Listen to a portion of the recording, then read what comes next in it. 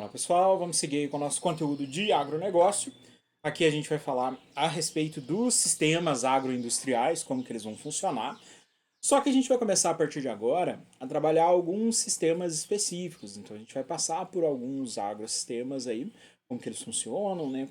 Quais são os aspectos básicos, se a gente tem opções de mercado, se existem algumas barreiras de mercado. Então o que a gente vai ter aí envolvido nesses sistemas agroindustriais. A gente vai falar um pouquinho a respeito das interações desses sistemas, então como eles acabam interagindo aí com outros aspectos do comércio. A gente vai ver como que eles estão funcionando aí. Então, a partir de agora, cada aula a gente traz um sistema e a gente vai ver quais são os aspectos de gestão, os aspectos de administração de cada um desses sistemas aqui. Para hoje a gente vai falar dos agrosistemas de produção de carne e produção de leite. Então, independente de qual grupo de animal que a gente está falando, mas a gente vai falar aí de produção de carne e leite, principalmente nessa aula. Começando aqui com o sistema produtor a respeito de carne no geral, independente do organismo, obviamente, produção de carne bovina é o que acaba tendo um apelo muito maior do que as outras, né? Uma comercialização muito maior. Só que, independente de qual tipo de grupo animal que a gente estiver falando aqui, a gente está falando de produção alimentícia, então é produção de alimento. Então, um dos principais pontos aqui que precisam ser muito bem administrados, com uma gestão muito eficiente, é a segurança alimentar. Então, a gente vai precisar pensar muito em segurança alimentar sempre que a gente falar de algum setor do agronegócio que trabalha com a comercialização de alimentos. Então, isso é algo que a gente vai precisar trabalhar. Então, esses aspectos de segurança alimentar é algo que a gente vai precisar falar de uma forma bem mais acentuada aí. A ideia é que a gente consiga um alimento livre de contaminação, né? Seria o ponto básico aí pra gente. Conseguir um alimento que vai ser levado aí para a população, ou que vai realizar o processo de comercialização, e que ele não tenha a contaminação presente. Então, para isso, é necessário a gente ter uma gestão ligada para a segurança alimentar. Então, é um dos pontos básicos aqui para a produção de alimentos. Lá para leite vai ser da mesma forma, mas a gente não vai falar, a gente está falando aqui a respeito. Eu preciso ter um controle, algum programa de qualidade, algum protocolo durante toda a cadeia produtiva para garantir a higienização, para garantir processos que evitem a contaminação desse material e garantam aí que no final da cadeia produtiva eu tenha um alimento livre de contaminação e pronto para ser consumido. Com essa questão sanitária, esse item de prevenção de doenças, né, prevenção de contaminação, que pode acontecer com produtos alimentícios, é uma das várias barreiras comerciais que a gente vai ter.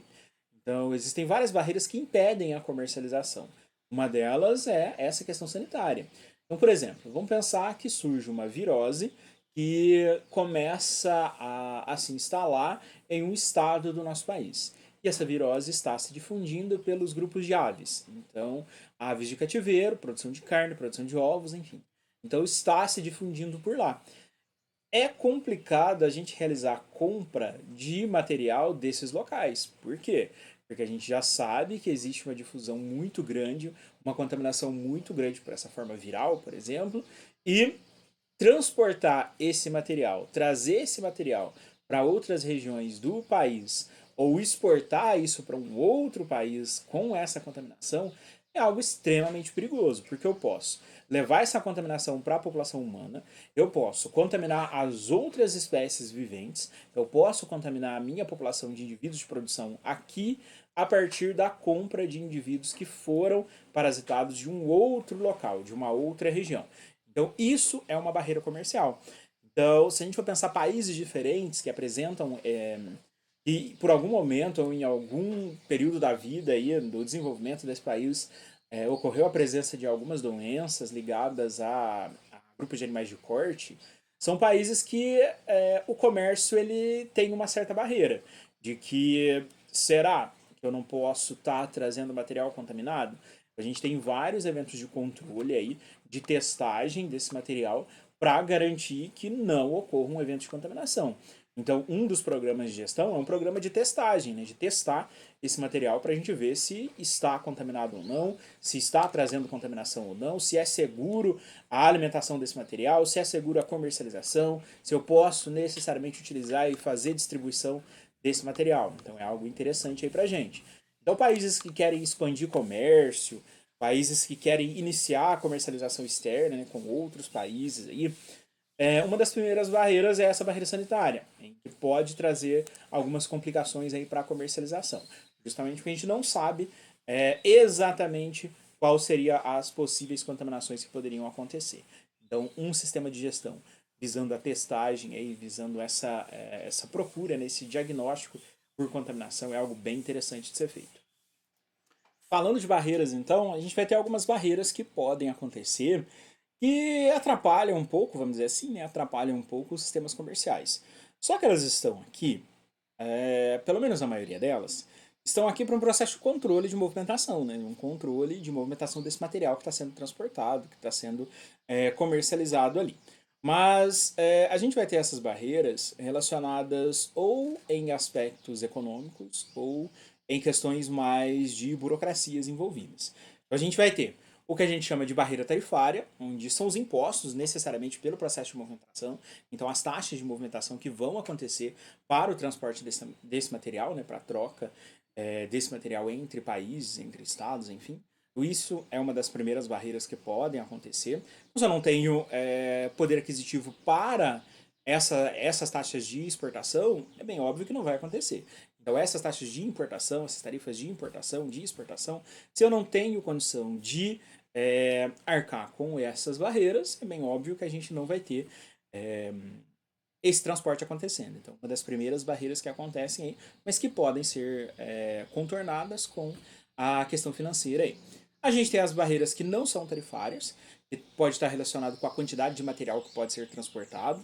Então, a questão financeira facilmente da gente resolver. Mas eu tenho um limite de material que eu vou poder atuar como importação ou exportação. Então, eu vou ter uma quantidade máxima de material, ou de produto, ou de carne, ou de animais, enfim, que vai ser transportada aí durante esse evento de importação. Então é mais uma barreira que a gente pode encontrar aqui, só que não é diretamente uma barreira tarifária. E a gente vai ter as barreiras técnicas, que aí tem o controle, em que eu tenho determinados eventos, determinados procedimentos que eu preciso fazer para eu ser aprovado nesse processo de transporte, para eu ser aprovado nesse processo de importação ou exportação desse material. Então a barreira sanitária pode chegar aqui. Então ter os aspectos ligados à composição desse material que está sendo comercializado é algo já interessante aí para a barreira sanitária conseguir observar. Então, um controle, uma testagem, um regulamento, um protocolo de testagem, enfim. Então, tudo isso já está presente aqui e é uma das barreiras. Se eu consigo, se eu tenho um valor financeiro suficiente para transportar, eu estou dentro de uma quantidade máxima de produto para esse transporte. E eu não tenho nenhum problema sanitário e nenhum problema ligado aí ao tipo de produto que eu estou transportando, não tenho barreira nenhuma, né? Aí eu consigo fazer o meu transporte aí facilmente. É fácil acontecer? Não.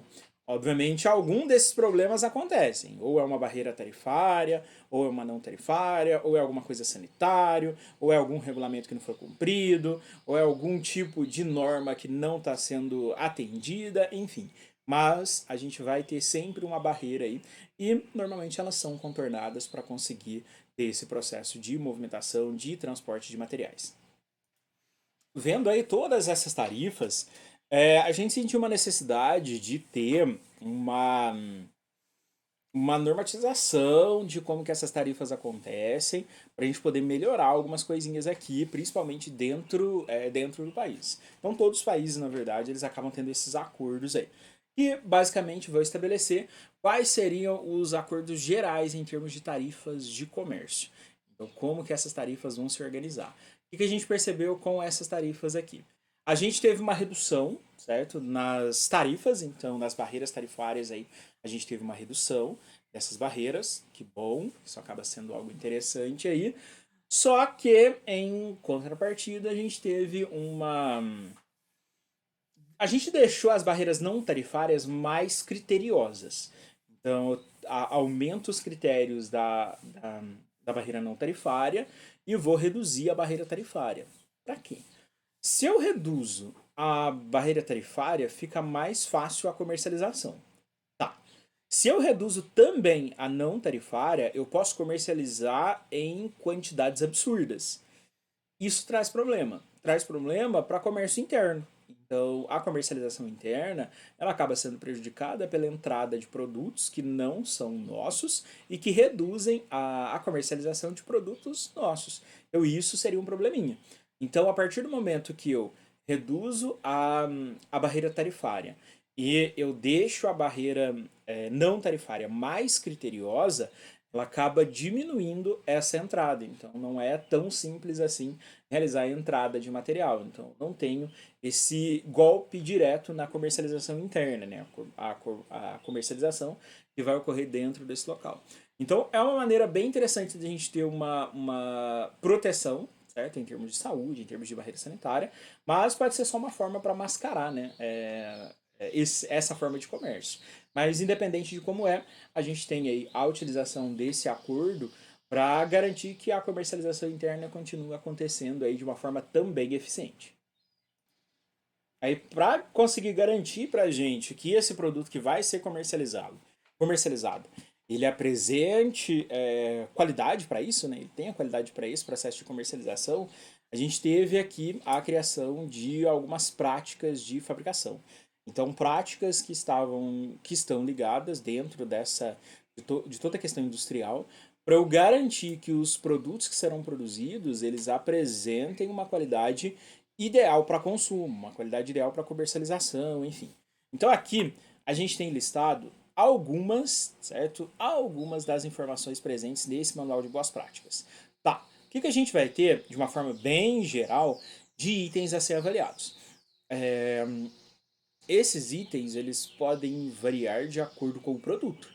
Então, se eu estou comercializando um produto in natura ou um produto processado, eu vou ter itens diferentes. Então, eu vou precisar de um protocolo diferente. Mas, de uma forma geral, aí, eu preciso atender a esses itens aqui.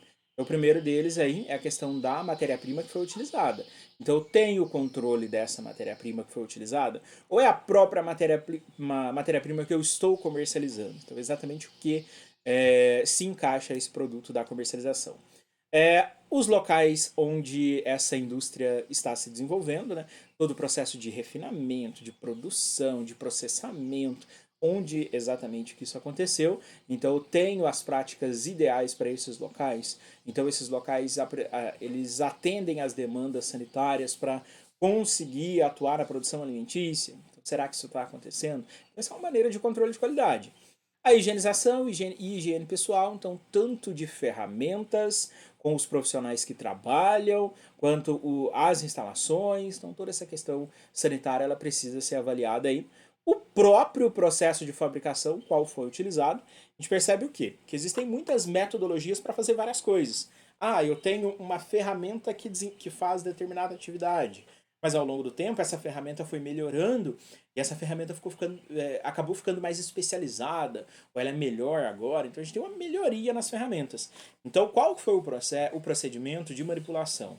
Muitos dos eventos que hoje a gente vê como algo mais artesanal foram eventos de produção no passado. Então, hoje, se a gente for comercializar, e a gente utilizar um evento artesanal, isso precisa ficar muito nítido em todo o registro desse material, que é um produto de manipulação artesanal e não algo industrial. Mas existe a comercialização para os dois aí. Só que é bem óbvio que o primeiro, que tem essa manipulação muito mais manual, é algo artesanal, enfim, ele vai ter outros itens sanitários que a gente vai precisar considerar, além dos industriais que a gente já está vendo. Beleza. A identificação, armazenamento e distribuição, então como que todas essas etapas vão acontecer. O controle de isso daqui vocês vão assustar um pouquinho, porque quando eu falo de controle de pragas, fica parecendo que não pode ter nenhuma praga presente no alimento que está sendo transportado ou que está sendo comercializado. E na verdade não é isso. Por exemplo, eu tenho um limite de contaminação possível. Então eu posso vender sementes, feijão, arroz, soja, enfim. Eu posso vender sementes necessariamente, lotes de semente, e eles podem sim estar parasitados, desde que o grau de pureza, uma avaliação, uma técnica de avaliação de pureza, que vai mostrar pra gente o quanto que eu tenho de parasita presente nesses indivíduos. Então, besouros, carunchos que acabam permanecendo nas sementes, eles vão ser comercializados como sementes e seguem o seu processo de comercialização tranquilamente ali. É bem óbvio que eu vou ter padrões sanitários diferentes para regiões, para países, então eu tenho valores diferentes que até determinado valor aceita para comercialização. Passou desse valor, o lote está perdido, não dá para comercializar. Então, alguns países adotam valores mais altos, valores mais baixos, o Brasil adota valores mais baixos. Então, a gente acaba tendo muita contaminação presente no nosso material. Então, a comida que a gente está se alimentando aí, ela tem muito resíduo, tem muito parasita. Se for industrializado, então, nem se fale. A quantidade de resíduo aí é algo muito grande presente. A garantia de controle de qualidade, garantia de rastreabilidade. Se ocorre algum problema sanitário ou algum caso de intoxicação alimentar, eu consigo saber de onde veio esse produto? Eu consigo identificar o lote? Ah, vocês já devem ter visto, o lote X de determinado produto ocorreu eventos de intoxicação alimentar, então aquele lote vai ser tirado de mercado. Consigo rastrear para onde esses lotes foram? Consigo. Então isso é controle de qualidade. A gente consegue ver que tem muita informação presente aí no controle de qualidade que a gente vai precisar considerar. Aqui a gente já entra em um novo sistema, né? A gente vai falar um pouquinho sobre a produção de leite. E aqui, controle de qualidade vai ser um problemão. Por que aqui vai ser um problema o controle de qualidade aí? Primeiramente, a gente vai ter dois setores específicos ainda. Os grandes produtores que trabalham exclusivamente com a produção de leite, então eu tenho grandes volumes, uma grande produtividade sendo gerada.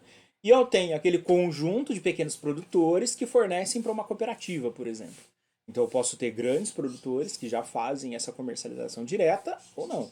Eu posso ter uma cooperativa com pequenos produtores e eu vou ter um abastecimento aí desse volume de leite. Tá, controle de qualidade. Quando eu sou um grande produtor, que eu tenho um grande volume de material sendo produzido, eu sou responsável por aquele volume, eu sou responsável por aquele lote. Então eu consigo identificar uma contaminação rapidinho, de uma forma muito fácil. Eu consigo fazer isso. Quando eu estou numa cooperativa, que eu estou com vários produtores, eu vou ter, por exemplo, um tanque, um caminhão-tanque, que vai fazendo a coleta desses menores volumes aí nas pequenas fazendas, né? Talvez de agricultura familiar, enfim. Mas vai fazendo essa coleta. Se a gente não tiver um teste anterior ocorrendo, o que pode acontecer? Eu posso passar por 10 fazendas. Por 9 delas, eu tinha um material sem contaminação. Chegou na 10ª fazenda, era um material contaminado. O que eu fiz com esse leite? Eu peguei ele e joguei no tanque. O que eu estou fazendo? Eu contaminei as outras 9 fazendas. Eu contaminei o restante do material. O que é feito? Antes desse processo de pegar o volume do pequeno produtor e lançar para o tanque, é feita uma testagem. Então é retirada uma amostra. Então, por exemplo, eu agora estou saindo com um caminhão-tanque pegar necessariamente os volumes dos pequenos produtores. Eu passei por 10 fazendas, então eu tenho 10 amostras desse material guardadinho. Levo esse tanque para a cooperativa e lá eu faço a testagem desse tanque.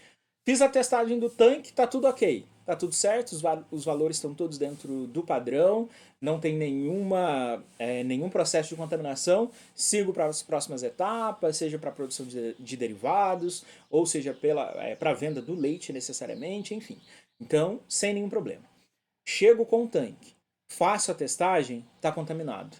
Ou está contaminado por grupo de bactéria, ou está contaminado por antibióticos utilizados nos animais, ou está contaminado com altas taxas de hormônio utilizado nos animais. Então tem alguma coisa errada aqui. Só que a gente fez a testagem do volume total, então não dá para saber pelo volume total quem é. Só que o que a gente fez assim que a gente chegou lá em cada uma das fazendas? A gente retirou uma amostra antes de levar esse material para o tanque. Então a gente vai conseguir saber qual seria a fazenda que contaminou todo aquele tanque. Normalmente o que é feito? Foi a fazenda 4. A fazenda 4 está com uma alta exposição de hormônio presente no leite. Então, tem algum animal ali que fez algum procedimento médico que não deveria estar. O material não deveria estar sendo coletado para comercialização. Ele deveria estar separado dos outros grupos aí. Normalmente, essa fazenda, esse produtor, tem que arcar com todo o volume que foi perdido, né? Todo o volume aí. Então, por isso que é muito comum os pequenos produtores tentarem controlar ao máximo aí também, porque se ele contamina o tanque, ele necessariamente tem que pagar o volume do tanque completo, né? Porque os indivíduos, o leite que ele comercializou, o volume que ele comercializou, simplesmente contaminou o tanque total, contaminou o volume total. Então, é uma forma de gestão. Então, a gente fazer a testagem, a gente retirar essas amostras antes de levar o volume. O que é isso? Isso é controle, isso é gestão, isso é administração do processo. Então, a gente está conseguindo aí é, controlar os problemas ligados com a contaminação com base nesse sistema de gestão. Então, um sistema de gestão simples de testagem já é suficiente para garantir a qualidade desse material. Se a gente não fizesse isso, a gente perderia o volume total, não teria para onde recorrer, perderia todo aquele material ali. O sistema da produção de leite, ele é algo muito regional também. Então, é muito mais comum a gente ver cooperativas que trabalham aí com pequenos produtores, com agricultura familiar, e acaba que a gente tem uma geração de emprego muito grande, a gente acaba gerando renda para essas populações, então a produção de leite aí é um dos setores que tem uma importância muito grande aí para as regiões onde ele é mais difundido, né? Onde esse sistema ele acaba atuando de uma forma mais ativa. Então, quando a gente tem uma melhoria desses sistemas, a gente acaba favorecendo aí toda uma população com desenvolvimento socioeconômico nessa região. Então, é algo bem interessante o favorecimento de agricultura familiar. Então, da pecuária, da agricultura, em termos aí de pequenas fazendas, de pequenos produtores. Então, é algo interessante da gente poder trabalhar também dentro dessa gestão. A gente vê aí o sistema agroindustrial do leite, ele se fortalecendo em uma forma individual para depois para o coletivo. Então, as cooperativas, a agricultura familiar, elas acabam ajudando aí para esse sistema funcionar. Então, enquanto a produção de carne, ela está ligada muito mais com os grandes produtores e com produtores regionais, a gente vai ter o sistema do leite, ele atuando aí como algo que pode ser fundido. Então, eu consigo fundir várias formas de produção, aumentando o poder coletivo da exploração do leite. Então é algo interessante. E a gente vê isso tendo uma intensificação aqui pra gente a partir dos anos 90, quando a gente abriu o mercado para comercialização externa. Então, quando começou a entrar produtos, leite e derivados vindos de outros países para comercialização aqui. Então, nesse momento, gera um poder de concorrência muito grande. Então, eu começo a ter uma expansão do nosso sistema agroindustrial do leite, ele começa a se expandir e começa a ganhar uma comercialização interna muito melhor. Isso está sendo sempre aí favorecido para esse tipo de sistema. Agora a gente chega no processo de administração do sistema. A gente está falando do leite, mas ele é só um dos exemplos que a gente vai ter aqui. A gente poderia estar utilizando isso para carne, para produção de sementes, enfim. Poderia estar destinado aí a qualquer um dos setores aí, para qualquer um dos sistemas. Beleza. O que a gente vai ter aqui com o processo de administração desse sistema? Todos os eventos de planejamento, tudo que a gente tiver que planejar para esse sistema, como processos de controle de qualidade, como os processos de segurança alimentar. Então, a administração do sistema em si, né, planejar todo o processo, quais serão as etapas, de qual que é a cadeia produtiva que a gente está. Eu estou no processamento, eu estou na comercialização, eu estou no armazenamento, eu estou no transporte, enfim. Então, qual vai ser todos os eventos aí de planejamento que vão acontecer nesse sistema agroindustrial? Para o leite aí, a gente vê que existem vários eventos que acabam contribuindo. Então eu posso ter grandes organizações contribuindo aí para um sistema como um todo, né? Então eu tenho grandes organizações ligadas à produção de derivados ou da própria comercialização do leite, ou a gente vai olhar um pouco aí para os produtores individuais, então aqueles da agricultura familiar, da questão mais regional, e a gente tem a ação das cooperativas. Então essa administração pode vir das cooperativas, então as cooperativas que vão trabalhar com a distribuição ou com a comercialização ou com a produção de derivados, que aí vai estar ligado diretamente com esses fornecedores individuais, ou vou ter grandes produtoras, né, vou ter grandes empresas destinadas a esse evento de produção. Aí, nesse caso, todo o evento administrativo é ligado a elas, independente de qual que é a fonte, né? Independente de quem vão ser os fornecedores aí da matéria-prima. Mas, para as cooperativas, a gente vai ter a agricultura familiar e os pequenos produtores como algo mais comum de acontecer. A gente fala tanto, na verdade, das cooperativas, a gente vai falar até mais delas ainda, sempre que a gente entrar em um novo sistema agroindustrial. É, a gente vê hoje um crescimento muito grande da agricultura familiar. Então, um crescimento muito grande dos sistemas de produção ligados aos pequenos produtores e à forma que as cooperativas conseguem organizar essa produção. Então, isso é algo muito interessante aí para pegar pequeno, médio produtor, pegar toda a questão da agricultura familiar para a gente conseguir ter um setor lácteo aí, ou outros setores, produção de carne, enfim, mas ou independente do setor, independente do sistema, a utilização das cooperativas acaba ajudando muito. E hoje a gente tem uma busca muito grande, um investimento muito grande no marketing de cada um dos setores. Hoje a gente tem o marketing digital como algo mais comum, algo mais difundido aí. Eu acho que a gente até tem um tópico de marketing digital, eu acho.